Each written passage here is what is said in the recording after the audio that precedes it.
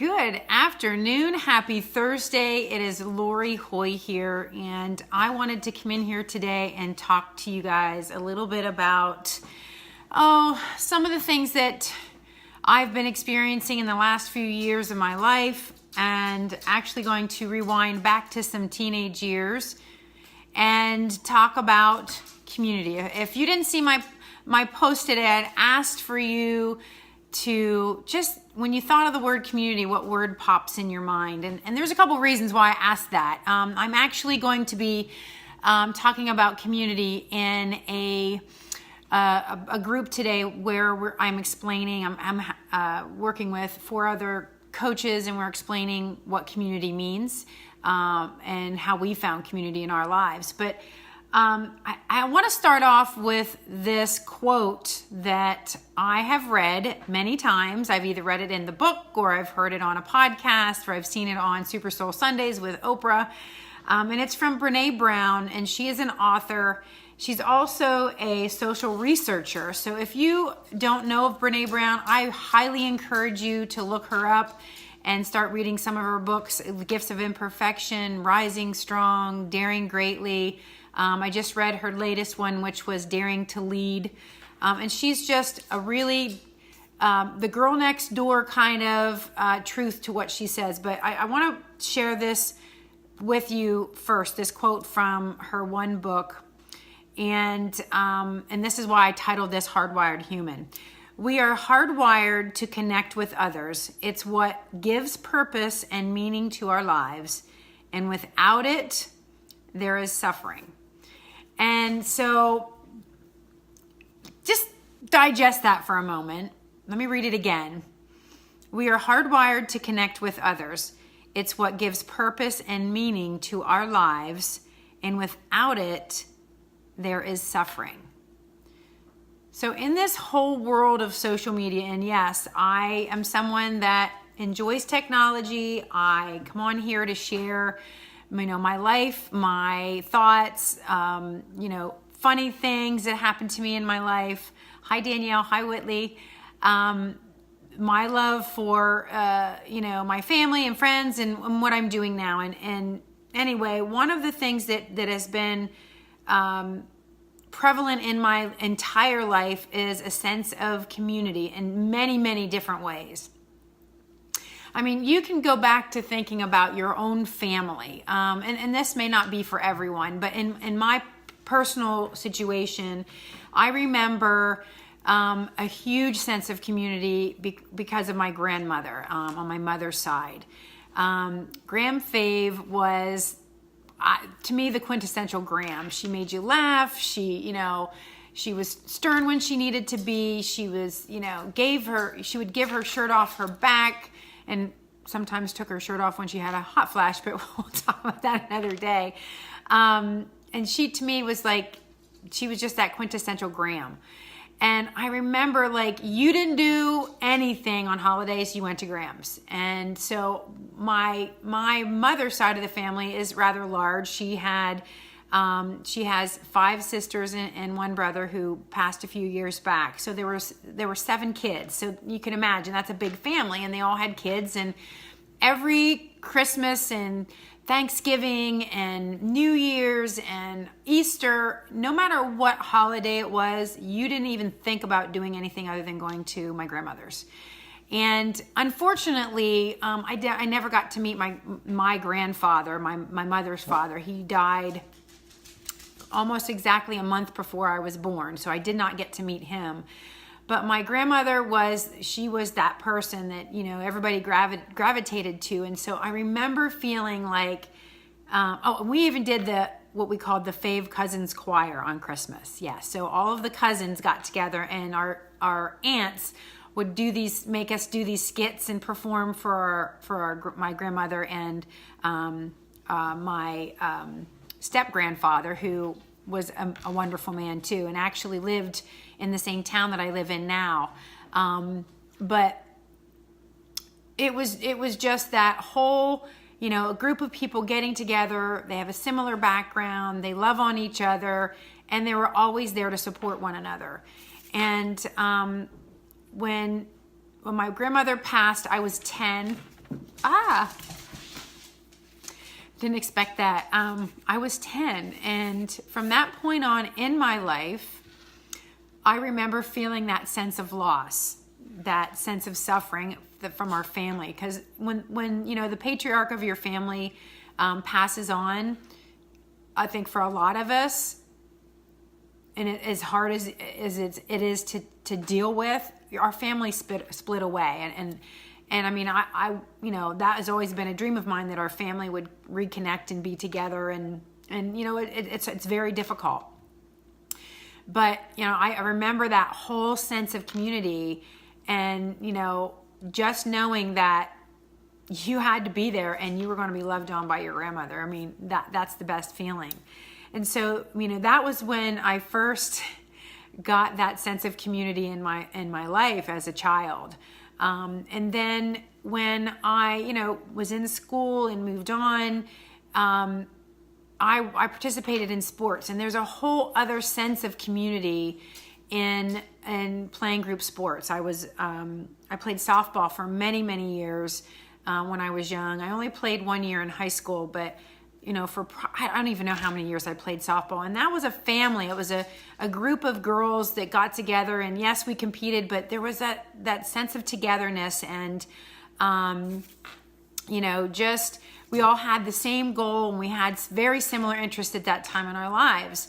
And then obviously that changes, and so then you gain another sense of or another group of people in your life. I remember also when my grandmother was alive, we all attended the same church, and to me, there's nothing like that feeling of community. And I know some of you out there may not have that type of community in your life, and I'm not here to judge anyone in that respect. It's not my job to do that. But I know when I don't have that part of my community feeling in my life, I feel lost, and not just because of my love for the Lord, but the fact that those gathering of those people and having that sense of community is so amazing, and so continuing on through your lives, I think there's an ebb and flow of that feeling of community. And when technology came into being, and Facebook, and way back to MySpace, I know I'm dating myself really because yes, I had a MySpace account. I'm just gonna say it right now. I did. And so a lot of people say that because of social media, there isn't, or because of technology and the advancement made, there isn't a sense of community anymore. And I just have to disagree with that, because I've found another community that I am involved with that does all the things that the communities that I have been a part of in my lifetime used to give me. The sense of support and encouragement, and honesty, even though sometimes when you don't want to hear the truth, that's always the hardest. But I definitely have a sense of friendship with the people that I'm involved with now. And I am fortunate, and it's not even more than fortunate, I am truly blessed in that I have two separate communities that I'm involved with. I have the online community of women that I help through their health and fitness, and the people that also I'm involved with in the coaching world. That community is amazing and has changed my life dramatically. And then I also have the community of people that I see every single day that walk into the fitness center that, I want to know, and maybe they don't want to share, but I want to know about their lives, and I want them to feel like when they come in that they're welcome and they're supported, and that, that we can have a friendship and there's a common goal there. I mean, one thing that I want to project to anyone who's watching, whether you come into my fitness center or whether you are someone that reaches out to me to be in my online group, is that I want you to feel welcome. Because as Brene Brown has said, we all are hardwired for that we are social beings, and not be a part of a community of people, regardless of whether it's in a physical location or whether it's online, you're gonna suffer a little bit. And not that, suffering can be used in many different ways as well. I mean, I know there's strength in struggle, and there are going to be times in our lives, and this I actually experienced not too long ago, where a community of people that I belonged to, we just grew apart. And it was, and not for any, nothing happened, just life.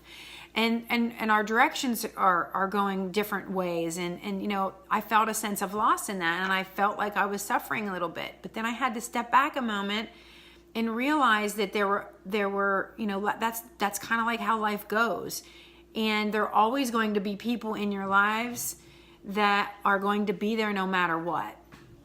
And, I just today, when I was thinking about that word community, and I saw this quote from Brene Brown, which is kind of crazy. And actually, I meditate. I'm starting my practice over again, because there was a moment where, a period of time where I stopped my practice, and now I'm back into practicing meditation every morning. And it's just 10 minutes, and it's guided meditation. I'm not great at it, and I practice it every single day. And sometimes I don't even listen to anything. I just sit and I'm quiet. But the actual meditation today was basically on common humanity. It was, and it's so funny how, I truly believe that people and quotes and situations you're put into on a regular basis are a gift. And it's something that you need to take, if it's something that happens, and I totally believe in the power of 3. So when it came to me 3 times today, I knew that it was something I wanted to share, and that I needed to sit up and be more aware and think about. And so that's why I wanted to come in today and share that with you, that I am one of those hardwired humans that needs connection to people, whether it be online, whether it be, like I said, in a physical location, in a church setting. And, yesterday I had an opportunity to go back into the school that I used to teach in a little over 3 years ago, and a different role as a business owner, and sharing what I know, what I've learned. And there was a community that I was involved with that I no longer am. And was there suffering involved in that? A little bit. I missed the people that I worked with, and I missed learning about what's going on in their lives and their kids. And yes, that's where social media does come into play for me, that I can still reach out to them, even though we don't cross paths anymore, and share in their lives. And I think that is one great thing about social media. I know there are some other things that is just not great about social media, and I wish that we all could use our platforms, no matter what kind of influence you have on social media, for that sense of community instead of the opposite. Using it to tear people down and to call people out and things like that.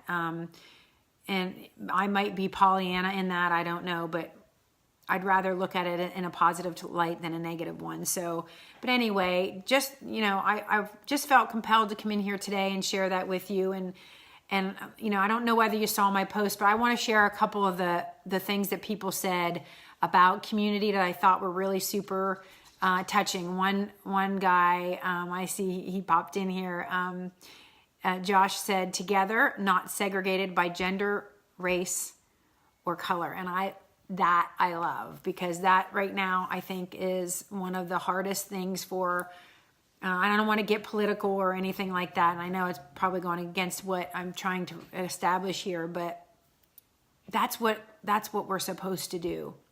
We're all supposed to be together and support one another, regardless of the way how we're different. Let me think, some camaraderie and support, honesty and encouragement. I love this. Togetherness, no judgment, which is very difficult. And then, of course, we had a couple that kind of made me chuckle. One was yard sales. Yes, community yard sales. But guess what? We all come together for a common theme, right? To share in, you know, in community. And then, and the last one I want to leave you with is the community chest of Monopoly. I thought, oh my gosh, that was too fun too. So anyway, I appreciate you guys tuning in. And, you know, I'm always, you know, yesterday I was in with Dr. Fawn and we were sharing some things about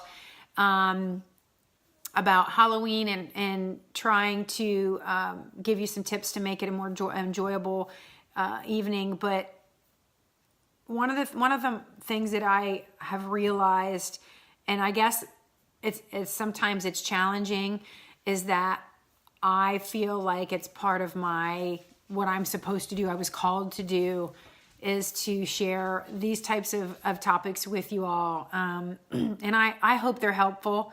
And that's, you know, as far as Dr. Fawn, I want to speak for her. I know we both are like-minded in that, you know, she has a community of people that she helps every single day become healthier and happier through her practice. And no, I'm not a doctor or a nutritionist or whatever, no name, no real title behind my name. And that's okay. I guess my title is human. And I just want us all to be better people every single day. So the future of our world and the place that we live in is welcoming and encouraging and supportive and loving no matter what. So anyway, guys, I'm going to ask this as I always do. If you feel that, or, you know, because this is my mission to get my message out when it comes to me, I'm only one person. And so I need your help. If you are, you know, if you hear my message and you think it's a great message that you think is worthy of sharing, I would appreciate it if you would do that. Give it a share, like, comment, whatever. That's only going to get the message out farther. And with this new platform, this medium of social media, we do have that opportunity to get out good messages to people. I've always said, I wish there would be a happy news channel on television because I'd watch it. I don't watch the news now because it's all negative, and it's not that it's not that I don't want to be informed. I just don't want it to be about all the negative. You know, life is hard enough that I think we need, if we would relish, is that the word? Revel in the happy and in the positive, we'd all be better for it. So anyway, I hope you guys are having a wonderful Thursday. So that's my Thoughtful Thursday thought for today. I hope it was helpful to you, and have a wonderful afternoon. Talk to you later, guys.